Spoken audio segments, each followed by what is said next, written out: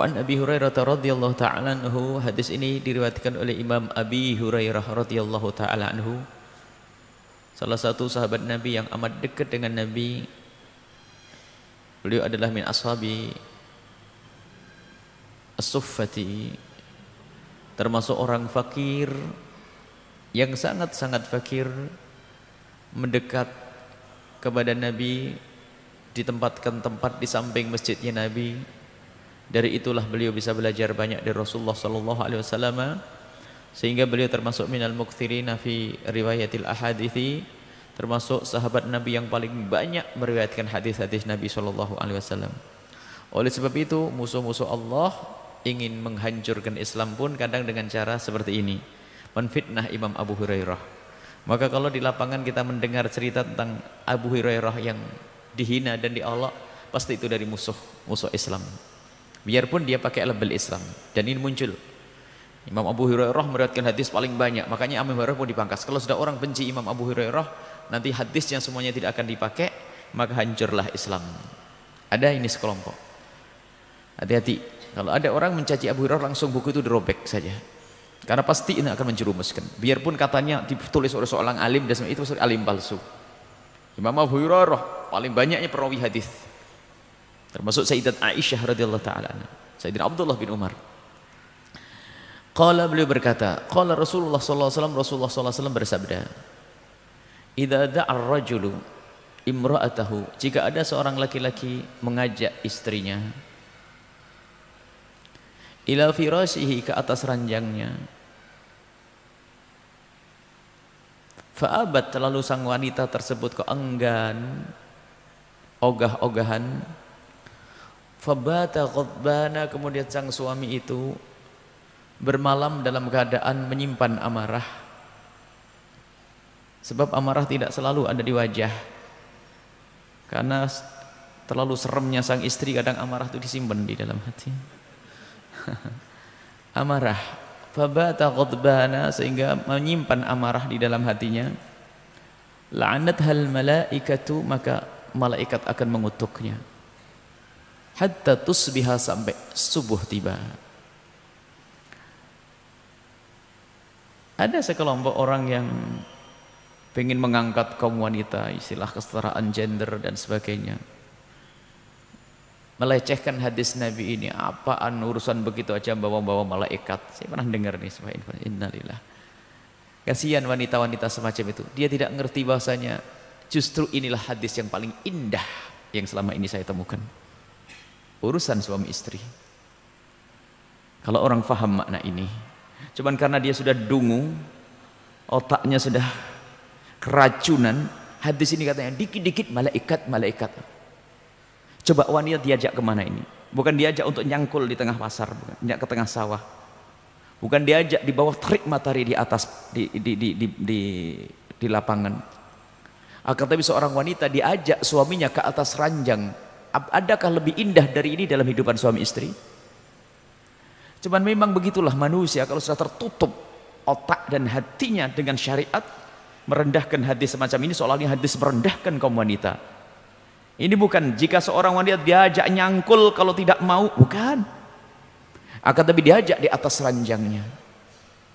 Kadang saya heran baca, kami heran baca ini buku-buku yang katanya orang sampai mengkritiki, berani seenaknya mengkritiki kitab-kitab orang terdahulu. Ini kok memihak kaum laki-laki dan sebagainya nih. Kaum laki-laki ada bab lain lagi, cari nafkah. Ayo, beratan mana? Suami suruh bawah terik matahari, cari duit sana tuh suami. Istri disuruh mana? Di atas ranjang. Makanya hati-hati dengan seruan yang ingin mengangkat kesetaraan gender dan sebagainya, itu menjerumuskan. Hadis-hadis semacam ini seolah-olah ini mau diapain perempuan, mau ditempelengin begitu, bukan. Diajak bermesraan saat yang paling indah, sampai diancam. Karena apa? Jangan sampai keindahan itu terlewatkan. Kemudian di besok malam hari, karena umumnya suami adalah akan tidur di malam hari, biarpun di siang hari juga sama kasusnya. Ghadbana, seorang suami marah. Yang tidak pernah menjadi laki-laki tidak pernah sadar makna ini. Tapi kaum laki-laki faham. Ada sebagian wanita ini punya sifat, mohon maaf ini nasihat istimewa buat Anda para wanita ini. Biasanya wanita itu subhanallah ya. Dia bisa ngerjakan cekatan urusan dapur, urusan masak, tapi biasanya di saat urusan yang satu ini sering ogah-ogahan. Nyuci piringnya jadi lama-lama. Ada aja, ya, tidak tahu ini. Betul tidak ibu? Jangan pakai ngomong, jangan istiwa. Betul tidak ibu? Ragu-ragu ngomongnya. Masya Allah. Apa pengen hadisnya berubah? Jika diajak nyangkul suaminya, begitu. Sudah diberi yang paling indah ini. Apa yang menjadikan sebab tidak mau? Kecuali karena apa? Kurang kesadaran akan indahnya syariat Nabi Shallallahu Alaihi Wasallam. Ada pengecualian di saat seorang istri dalam keadaan sakit, suami haram untuk memaksanya. Ini dalam keadaan normal. Dalam keadaan normal dia. Dalam keadaan sakit, udzur syar'i, dalam keadaan haid, tidak bisa digauli untuk masukkan ke tempat itu, akan tapi bermesraan tetap diperkenankan sebebas-bebasnya, asalkan jangan sampai masuk ke tempat itu. Haram hukumnya, jalur depan, jalur belakang, haram semuanya. Akan tapi ciptakan keindahan bagi kaum wanita. Ini tidak dalam keadaan haid, di luar haid, sama. Pokoknya kalau sudah suami ngajak bermesraan, bukan ngajak berantem loh ya, bukan. Bermesraan ini untuk indah, hendaknya segera dituruti. Karena apa?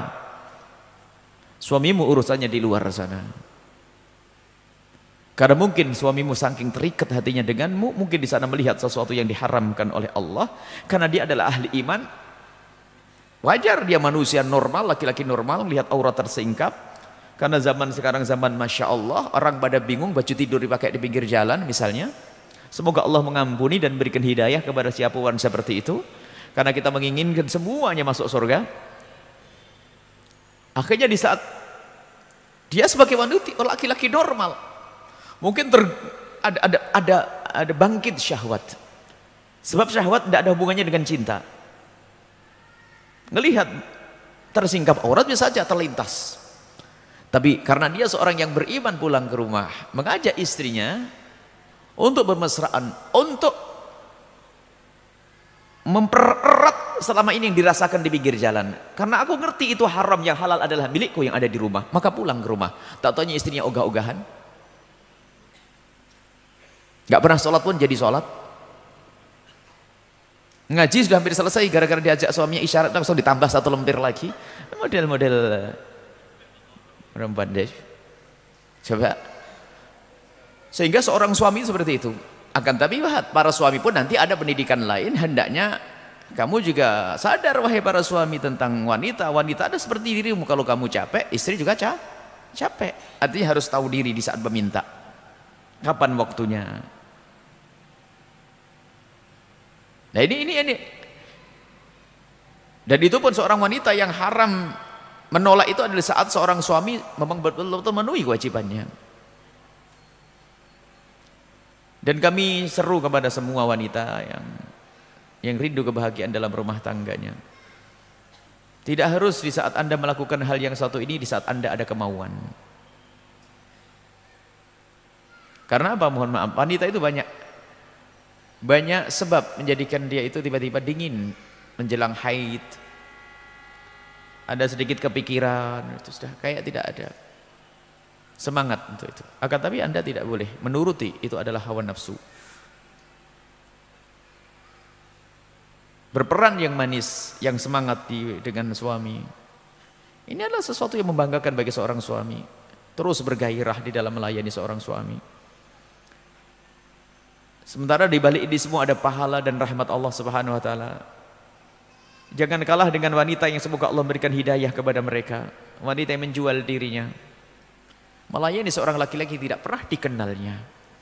Bahkan mungkin kadang ada jijik karena mungkin ada penyakit atau apa dan sebagainya. Tapi dia masih berperan mesra dengan harapan nanti agar datang lagi karena urusan materi. Bagaimana seorang wanita yang katanya muslimah, ahli ibadah, yang rindu pahala Allah, urusan pelayanan kepada suami masih berpikir. Suruh berpikir. Nah ini itu. Kemudian bagi para suami juga harus ada nasihat khusus. Jangan sampai kita memaksa juga sebagai seorang istri, harus tahu diri kapan mengajak dan seterusnya. Kemudian di sini ada kesinambungan. Ini ada pendidikan khusus dalam hal ini. Tidak boleh egois orang suami. Kadang seorang istri ogah-ogahan juga karena lemahnya seorang suami di dalam berseni, dalam bercinta. Ini sendiri pendidikan dari Nabi SAW. Ada seorang suami yang mendatangi istrinya seperti kaityanil bahaimi, seperti binatang. Artinya apa? Kalau mau ya sudah selesai. Tidak pernah berpikir kalau istrinya juga pengen untuk menemukan kepuasan dan seterusnya. Nabi marah dengan yang demikian ini. Bahkan Nabi mengatakan harus kau pikir utusan, memberi muqaddimah mudha'abah, bermesraan. Seperti halnya engkau ingin melihat dia lebih cantik, maka dia pun ingin melihat engkau berdandan. Seperti hal. Dan keindahan itu bisa, keindahan harus keindahan tidak hanya to the point di situ. Akan tapi matanya pun juga ingin melihat pandangan indah, telinganya pun juga ingin dengar bisikan darimu yang mesra. Kemudian hidungnya pun juga ingin mencium bau harum. Ini adalah keindahan yang harus dihadirkan. Kadang seorang suami itu sudah juga tidak pernah mikirkan yang demikian. To the point saja, pakai hadis ini tok mana-mana. Hadis ini, dia tidak pernah pikir pakai wangian teh, sikat gigi, sisiran kayak pakai siap untuk semua suami. Ada keseimbangan dalam hal ini. Ini adalah kita bicara tentang yang halal, nggak usah malu di majelis besar sekalipun. Karena apa? Ada sebagian orang tidak pernah ngerti tentang ini. Seorang suami egois, menggauli istrinya setelah dia selesai tidak pernah pikir. Selesai sampai seorang istri sepanjang punya anak 5 pun hanya dikasih mandi besar, tidak pernah menemukan kemesraan dan indahnya berhubungan suami istri. Karena apa? Tidak mengerti bersini. Mungkin mintanya tidak tepat waktu. Sudah datangnya malam-malam, istri baru istirahat dibanguni, begitu bisanya. Tidak mengerti waktu. Tunda sampai esok pagi, bahkan mungkin itu saat yang paling indah. Di saat seorang istri sudah istirahat, suami istirahat, mungkin saat itu lagi segarnya semuanya. Mungkin. Akan tapi jangan sampai kita ini menggunakan hadis ini untuk kepentingannya tanpa memperhatikan kepentingan istri. Ini juga sebuah kesalahan besar. Dan Nabi pandai, seni bercinta. Nabi itu indah dalam bercinta. Mengerti. Sisi lain adalah seorang suami harus tanggap. Seorang istri mungkin tidak seperti suami. Kalau suami mungkin karena begitu beratnya tantangan di luar, godaan, sehingga sering mengatakan ayo istriku. Tapi seorang istri mungkin ada rasa malu dalam hal yang semacam ini. Sementara dia punya keinginan dan sebagainya. Dan sebetulnya untuk suami istri tidak perlu malu. Tapi seorang suami harus tanggap tentang isyarat-isyarat.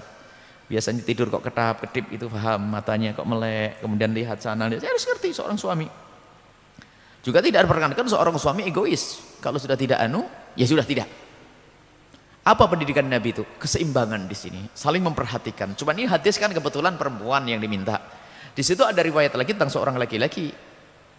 Wa asyiruna bil ma'ruf, itu hendaknya kita bergaul dengan wanita yang dengan cara yang bagus dalam segalanya.